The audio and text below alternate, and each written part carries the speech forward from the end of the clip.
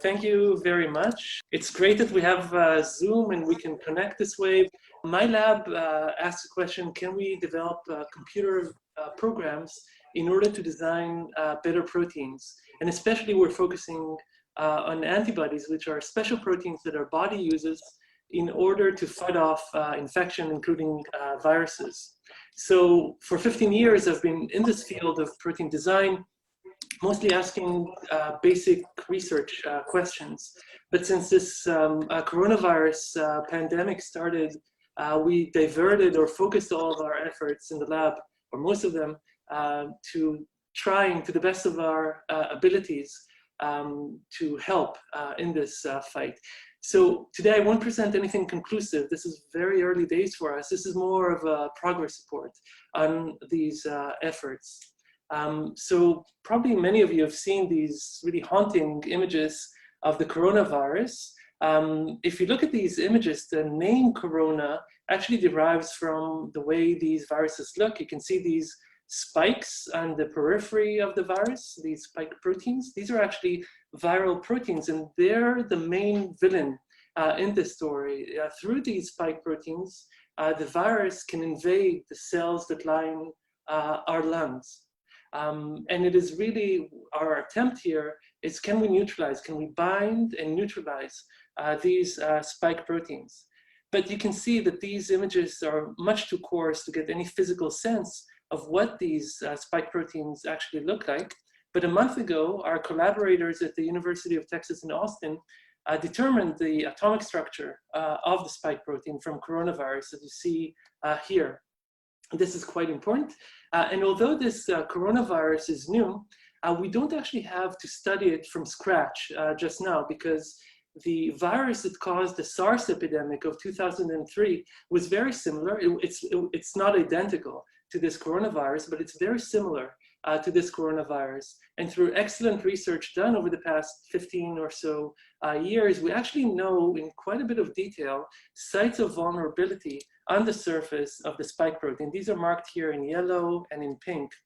And what do I mean by these sites of vulnerability? We know that antibodies that bind to just these sites can actually block the process by which the virus enters our lung cells. And that means that they can block also infectivity and protect us against this deadly disease.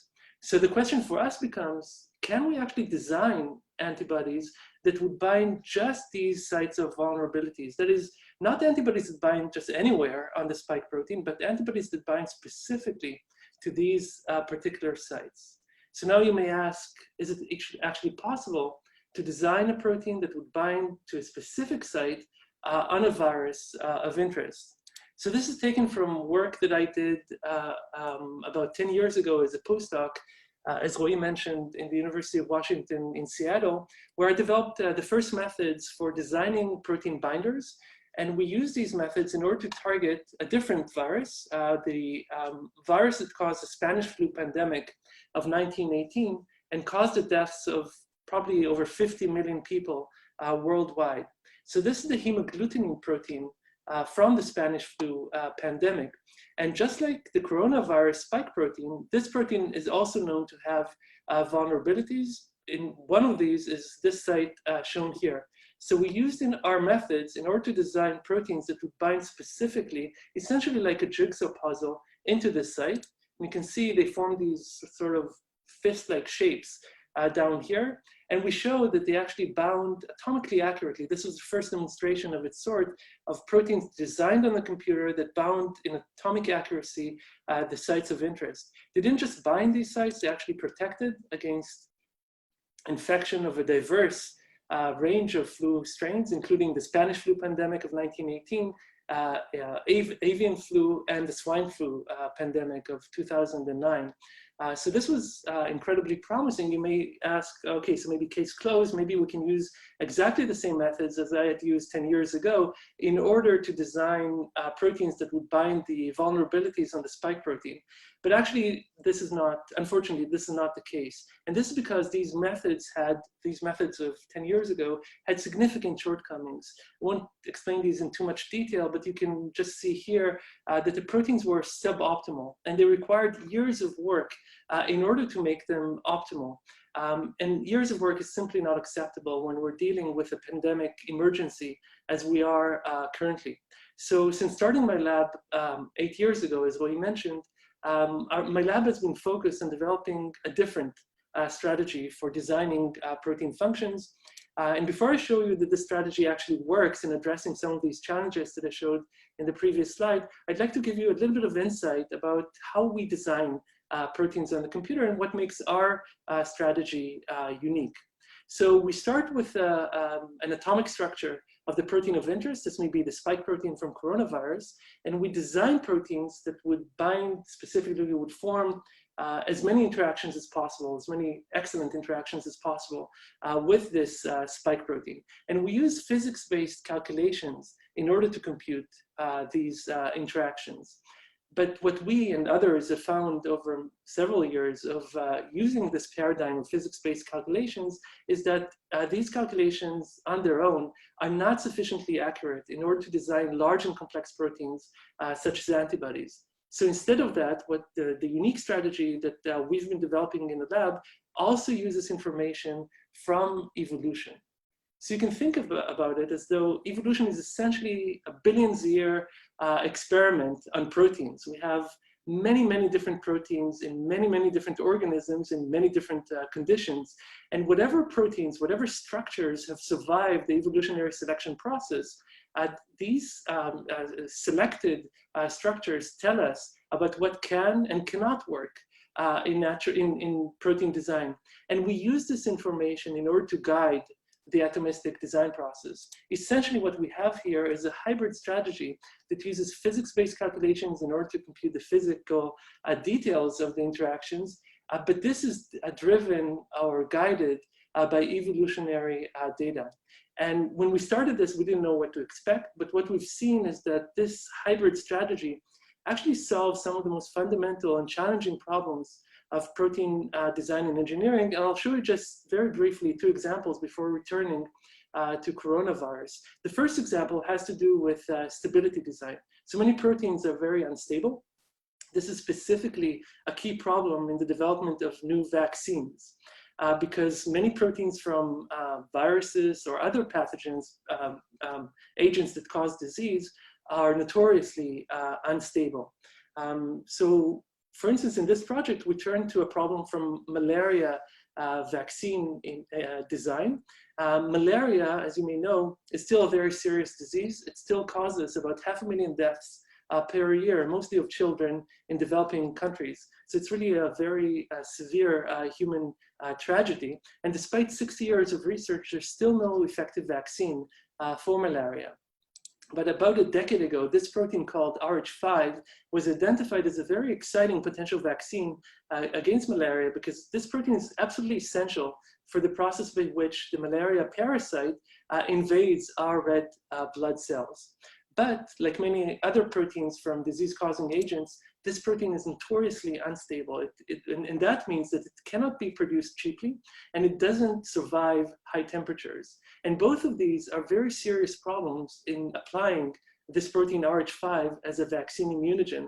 And the reason these are serious problems is that if Rh5 actually reaches clinical stage, it will have to be produced in hundreds of millions of doses and then shipped to the poorest countries of the world, let's say in Central Africa, where there is no electricity and therefore no refrigeration. So what we need in order to make Rh5 a viable vaccine is a protein that can be cheaply produced, ideally in bacterial cells, and also a protein that can sustain high temperatures while still retaining its protective immunological properties. So we used our strategy, our design strategy, in order to design variants of this Rh5 protein. We designed just 3 variants and recommended them to our collaborators at Oxford University. This sort of blot, I won't take you through all the details, but this sort of blot tells you about the amounts of proteins, the quantities of proteins that bacterial cells can produce of the natural Rh5 protein. don't strain your eyes, there's nothing here to see. Essentially, bacterial cells cannot produce any of this Rh5 protein.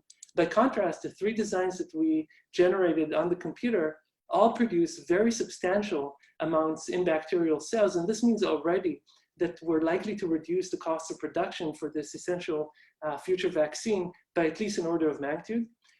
Our collaborators also tested the heat tolerance of this design. And as you can see, whereas the natural Rh5 protein already degrades at about 42 degrees Celsius, the design is stable even beyond 50 degrees Celsius. They then injected the design protein and Rh5 to mice and tested whether the design still provides protective immunological properties. And as you can see, the design is essentially undistinguishable from the wild type, from the natural Rh5 protein, and providing the same levels of protection as the natural protein. So this was a very compelling proof of principle for using computational protein design in order to improve vaccine immunogens very, very quickly.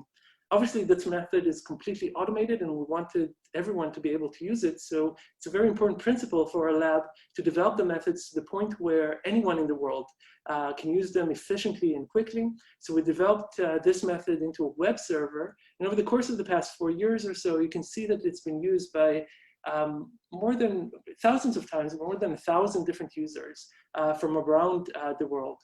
In the context of the coronavirus pandemic, we've already seen several groups use our web server in order to stabilize the spike protein, which I showed earlier, for use as a potential vaccine. Normally, they don't even need our help. They simply log into our web server and use the Weizmann computer cluster in order to design improved spike proteins. But sometimes if our help is needed, we obviously extend it happily. So what I showed you now is how we can stabilize proteins, including vaccine immunogens. The next question we asked is whether we can also improve proteins activity, therapeutic protein activity. And here we turn to a problem from nerve agent decontamination. So there is a natural protein called PTE, which can break down nerve agents. These molecules shown here, such as VX, serine, and so on. Nerve agents are some of the most toxic, actually the most toxic compounds we know, and one drop, 10 milligrams on the skin of an adult can kill within minutes. So there's a lot of interest in developing an effective therapeutic countermeasure to counter nerve agents, which have been used in assassinations, terrorist attacks, and even military conflicts, for instance, in Syria. But this natural PTE protein is simply not fast enough. It's not efficient enough in breaking down these toxic nerve agents. So we designed a few dozen different variants of this PTE enzyme, and I'll show you just the bottom line, just a few of the best designs that we generated. And what you can see here, these are the design proteins. And on the y-axis, you can see the fold improvement in terms of efficiency in breaking down different nerve agents compared to the natural protein. And you can see that for several of these nerve agents, VX, Soman, and serine included, we're getting enzymes, designed enzymes with more than 100 and as much as 4,000-fold improved efficiency in breaking them down.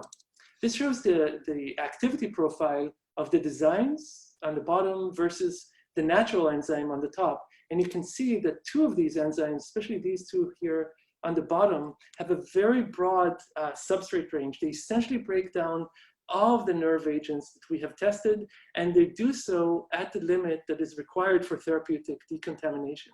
So these results were very exciting for us. They showed that computational design can achieve these results in a fraction of the time required from state-of-the-art methods. Essentially, we had these data about 2 months after starting this project. And time is very important when you're dealing with a pandemic situation, because all the state-of-the-art methods currently rely on iterative optimization methods carried out in the lab, which can last for months and often years. Instead of that, now, some of these methods that I've described can actually be used through a web server to provide essentially one-shot automated optimization of protein stability and also of activity. So what I'd like to do now is turn back to the question with which I started this seminar. Can we design antibodies that bind to these vulnerabilities on the coronavirus spike protein, and in doing so, hopefully neutralize coronavirus infectivity. So I'll show you how this method works. I'll just mention at the beginning that we've been thinking about this problem for more than 2 years, actually, and we've been working on this problem for more than 2 years. But we obviously didn't have coronavirus in mind when we started this. This started as a basic research question, fundamental research question about how to design antibodies that bind desirable sites. But since this corona pandemic started, we obviously focused our efforts on this key problem. So I'll show you how this technique works. We start with computational modeling. Let's say we have the viral protein and the target site shown here in cyan. This can be these vulnerabilities on the spike protein. And we design, again on the computer, different shapes of antibodies that would bind to this target site. And we do this millions and millions of times, isolating maybe the top dozen or so antibodies that have the best shape complementarity for this target site. And we don't just stop here. We don't just stop with these dozen or so different antibody, computed antibodies. Around each of these antibody leads, as we call them, we compute 100,000 different variants, different mutants, slightly different structures that bind the specific target site, but with a slightly different structure, and potentially provide us with an added affinity and specificity for this target site. The end result of this process is 1 million to 10 million different unique antibodies, all of them optimized to bind this specific target site. So all of this is done on the computer. Now we go to the lab and actually synthesize these antibodies in the test tube, and we use what's known as high throughput screening, essentially an experimental framework that enables us to test in the test tube whether we can bind the coronavirus spike protein using these millions and millions of antibodies, essentially in one single experiment. So this is one experiment that gives us information on the binding affinity of each of these millions and millions of antibodies to the spike protein. So coming back to this problem of the coronavirus spike protein, and can we design binders of these specific vulnerabilities, I mentioned at the start of my talk that coronavirus spike really challenges us more than the influenza hemagglutinin protein that I targeted during my postdoc. Why is that? As you see here, these molecules shown here in orange, these are sugar molecules. And the virus uses these sugar molecules in order to coat itself and to protect itself against binding by antibodies. It's very difficult for antibodies to bind such sugar-coated molecules, as you see here. So the problem for us is not just to bind to these sites of vulnerabilities, it's to bind these sites of vulnerabilities while dodging this sugar coating. And this is an especially difficult problem. And when starting this project, I wasn't exactly sure that our methods were up to the task. But fortunately, we've seen over the past month or so of working on this problem, quite a few leads that seem quite promising. This is shown here. These are just 2 of the 4 million or so lead antibodies that we've designed using the method I showed earlier. This shows some atomic detail on these, and you can see that the antibody essentially hugs this site of vulnerability on the spike protein, providing what we predict would be high affinity and specific binding. So while I'm optimistic about this, I assume will take a lot of effort, and we need many, many more such antibodies in order to obtain a high affinity and specific binder. So we're not stopping with this. Actually, tomorrow we're hoping to launch these same calculations, not on the Weizmann supercomputer, but on several other supercomputers, one in Switzerland, for instance, another on Amazon Cloud Services, and hopefully also on Google. And this is also, I should mention also the experimental track has been going on in parallel. Today we obtained the spike protein from our collaborators at the University of Texas in Austin. And we've started synthesizing the 4 million or so antibodies. I think that we'll complete this process already this week, and we'll start screening these millions of antibodies as early as next week. This is a very good time to also mention how inspiring it is to see how the entire scientific community is coming together and collaborating with one another, because this is really a problem for all of us, and we're trying to do our best. Everybody's trying to do their best in order to help everyone else. It's also a good time to mention all the people who are actually doing the work on this. These are 4 excellent students in the lab. And before I close, I'd like to mention just one more point. Many people, you've probably seen this in opinion pieces in papers, many people are comparing this coronavirus pandemic to the Spanish flu pandemic, which, as I mentioned, caused tens of millions of deaths 100 years ago.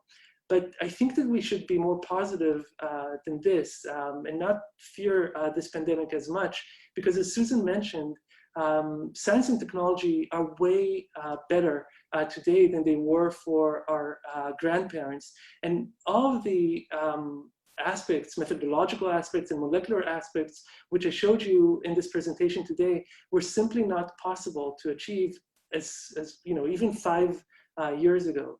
So there's good reason for concern. Of course, this is a very serious pandemic, but there's also good reason for optimism. We need to work hard, but there's good reason for optimism.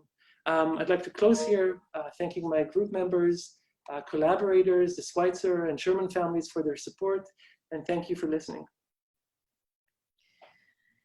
Thank you so much, Sarel. We have a lot of questions. Science gives us a lot of hope, and listening to you certainly gives us a lot of information, which is really important at this time, and hope. So I'll start reading some of the questions.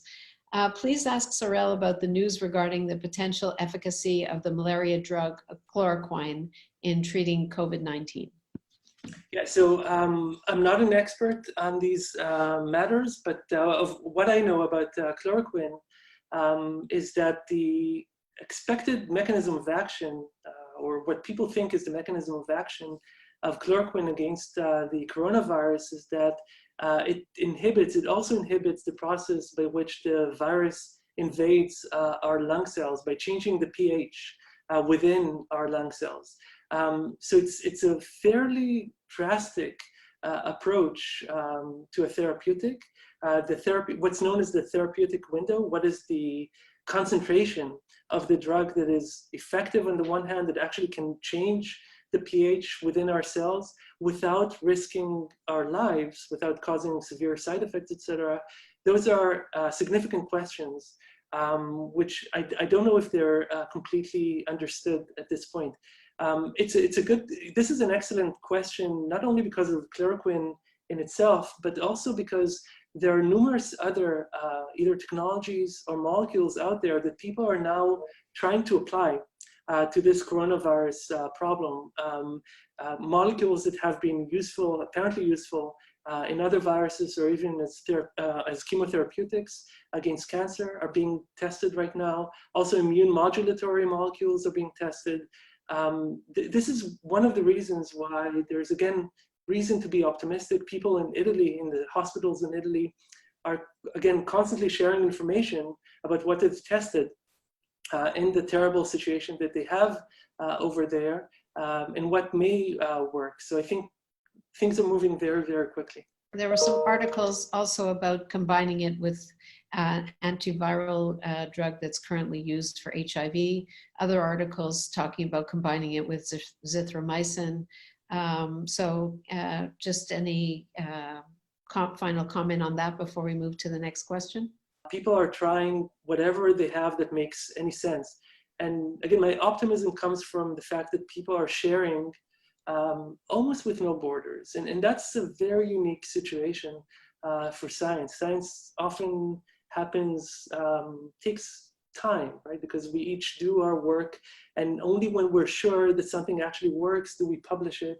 And this process of slow verification may not be the best fit for what is needed now, and people are simply breaking down these barriers. They're no longer waiting for journals to publish their papers. They're just posting the papers online as soon as they have anything. This is incredibly useful. Thank you. Next question, can you comment on immunity from having had it once? It's a really it's a really important question again. This is, the question here is whether getting the virus just once protects us long-term against a similar infection in the future. We expect that this will be the case. In the case of, for instance, the Spanish flu pandemic, this started again in 1918, and for a few years, this type of flu was prevalent in all human societies.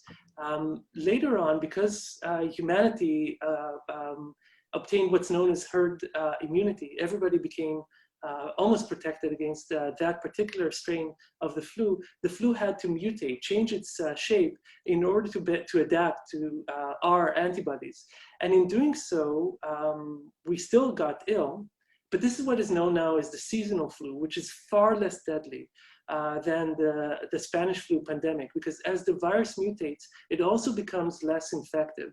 So even if corona, there's data that show that corona is mutating, but even if the coronavirus does mutate, its infectivity is likely to be significantly lower than the strain that's currently circulating.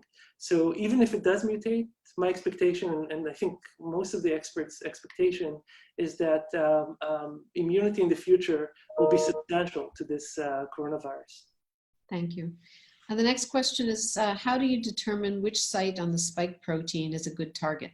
Yeah, excellent question again. I mentioned that there was about 15 years of research on SARS, and SARS was a much more deadly disease than this current coronavirus. It caused approximately 30% mortality among those who were infected. And this is one of the reasons why SARS actually did not get out of hand. It simply killed people very, very quickly compared to this new coronavirus. But what happened during the process of this infection is that obviously people survived, and we can study the antibodies that these people produced. And if you look at the structures of the antibodies that these people, the survivors of the SARS epidemic, these antibodies and what surfaces they targeted on the SARS spike protein, you can see just that surface that I showed in the first slide of my seminar. This is how we know what surfaces to target on this new coronavirus spike protein. This is an essential point, by the way, because if we had to wait for antibodies from survivors, we still don't have those at hand. And then structurally characterizing those, this could take months or even years in some cases to do. So we're really much more advanced than we would be if it weren't for that excellent research done over more than a decade. Next question, if SARS and corona are similar, SARS did not come back in 2012, while we hear coronavirus may come back in subsequent years. Can you comment on that? We don't yet know whether this new coronavirus will come every year. It's an open question. One of the reasons people think SARS did not reemerge is because it was so deadly, and its incubation time in humans was shorter than the new coronavirus. These are, these specific details about how a virus, what is the incubation time in an individual? How long is this individual infective before that individual actually shows symptoms? How many people does this individual infect before he becomes quarantined, et cetera, et cetera. These are very, very important parameters as you study each and every specific virus. And these are also the differences between, for instance, seasonal flu and the Spanish flu pandemic. There may be minor differences on the surface of the spike protein in the case of corona, or the hemagglutinin protein in the case of influenza, but these minor molecular differences can make a huge difference in terms of the epidemiology of the disease. And some of them are not yet understood in the case of the coronavirus. Another question, is your research about a cure or a vaccine? Also a very good question. I mentioned at one point of my talk that people are making use of our web servers in order to design potentially a better vaccine for coronavirus, which is very exciting, but essentially not. We don't need to be involved in that. The antibodies that we design, they may have, if they work, obviously, once we have validated binders for those sites, we'll send them to our collaborators to verify that these antibodies can actually neutralize virus infectivity. If that happens, then yes, this will become a platform for developing a future treatment for coronavirus. They can also be useful for developing and verifying vaccine.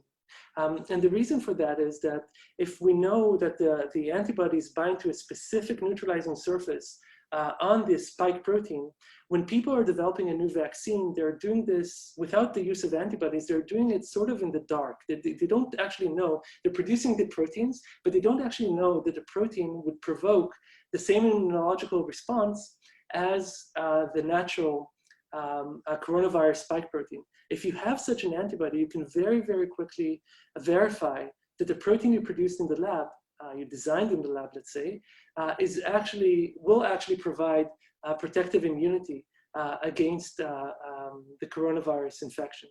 So it's a dual use design project. Great. Another question. I understand there may be 2 distinct critical target sites on COVID-19 that bind to human cells. Will it be necessary to design proteins for both in order to be effective? I showed just one of the vulnerabilities. I actually focused on the vulnerabilities that are conserved among this new coronavirus and the SARS epidemic of 2003. And the reason for focusing on these vulnerabilities is that if we get proteins that bind them, then we may have a general, what's known as a universal treatment for coronaviruses.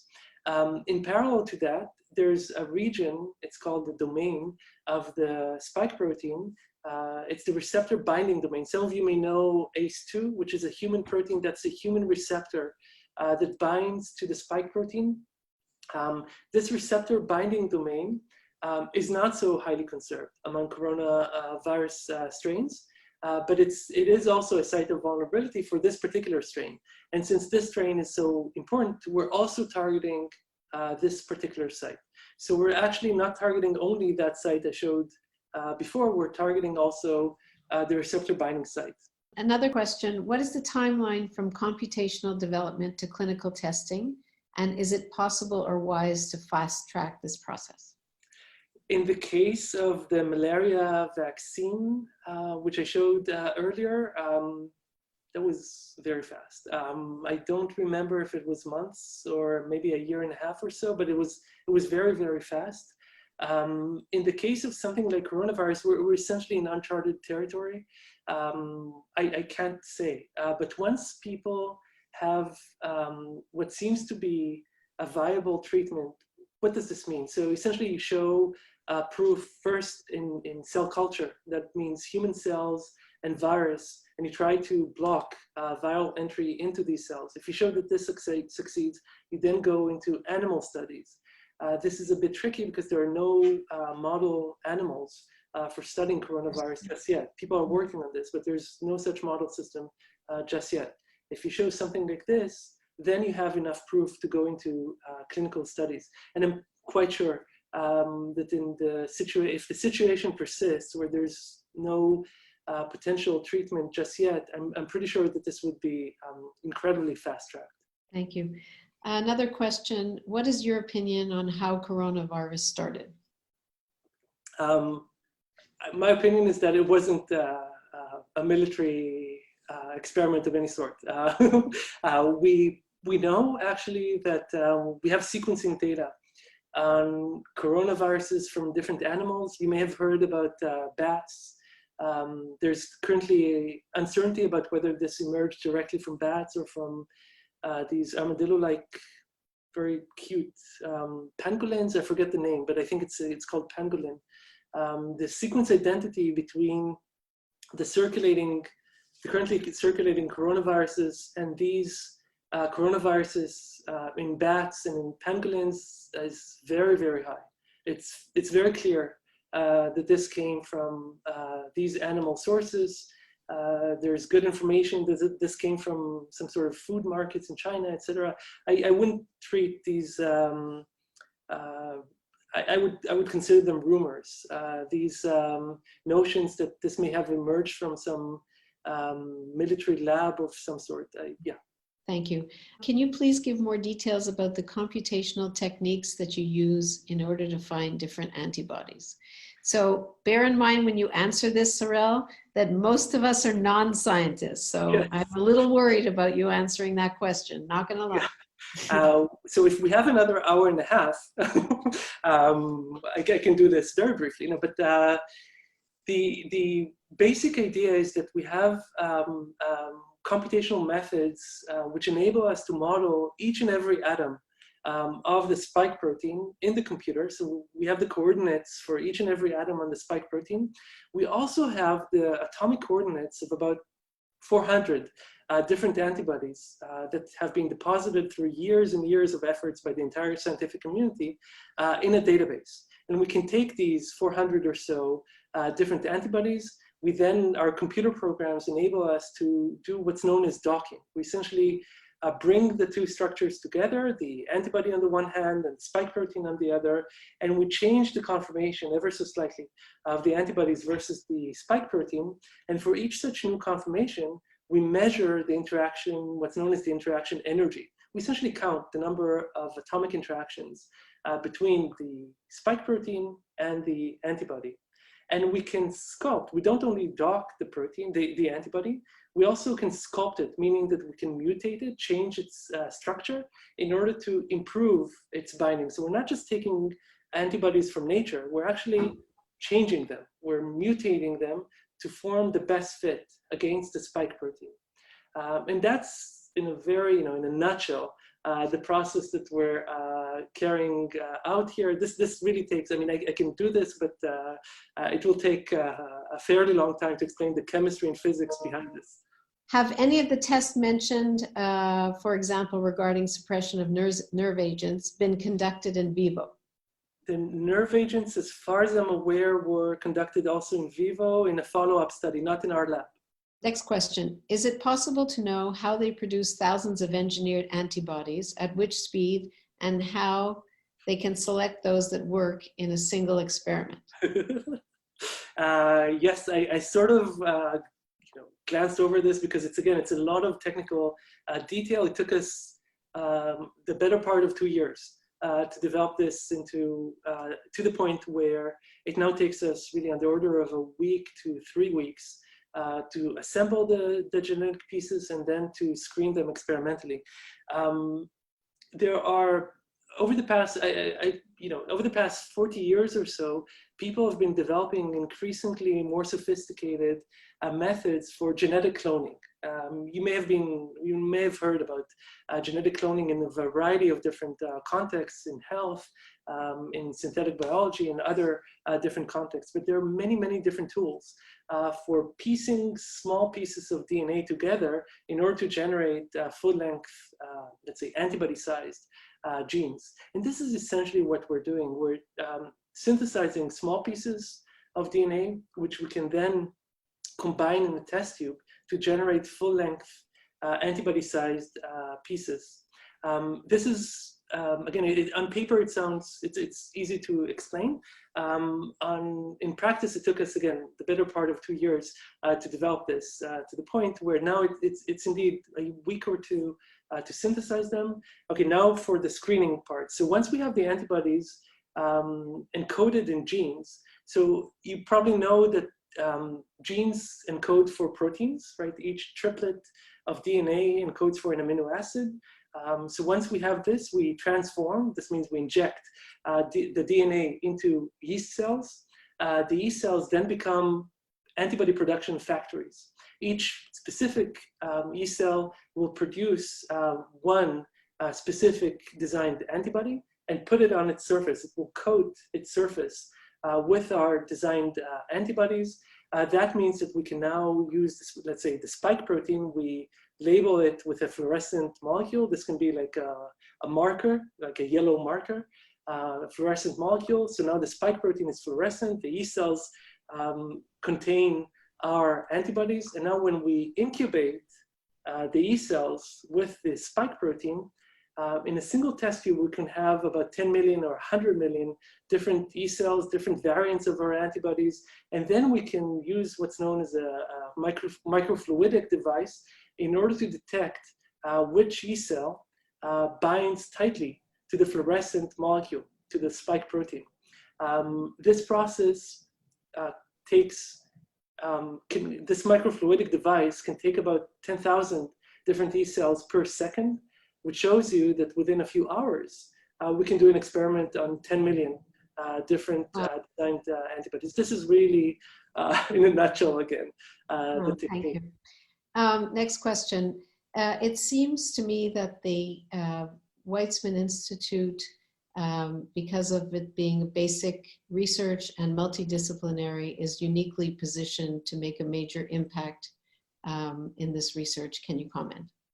I think this is a very true. We mentioned this at the start. We're every public institution in Israel is now undergoing a shutdown, unfortunately. But we've really been blessed here with support from everybody involved. So, for instance, whenever we say that there's this coronavirus that we're working on, this has opened the way to recruitment of new people from the IT department so that they can help us to launch these very time-consuming and computationally resource-intensive design project on the Amazon cloud, for instance, and on different supercomputers around the world. Without that help, we'd simply be stuck. We've also been able to ask for people, essential personnel, to help us in this. And there are so many people around campus that know a lot about viral infections and developing small molecule treatments. You may have heard about Nir London's work and Ron Diskin's work. We're trying to collaborate with whomever we can in order to make these breakthroughs. Yes, so this is absolutely true. This environment is unique. Listening to you, in addition to giving us lots of information, provides us with hope. And we're all rooting for you and your colleagues to get us through this. I also want to thank everyone for joining us. We have among all of the people joining us, the members of the Switzer family and the Sherman family, who are certainly very proud of the work you're doing, as we all are. Thank you, Roe, for what you're doing and the Weizmann Institute management. Thank you to my team for working tirelessly to help make sure that this event happened.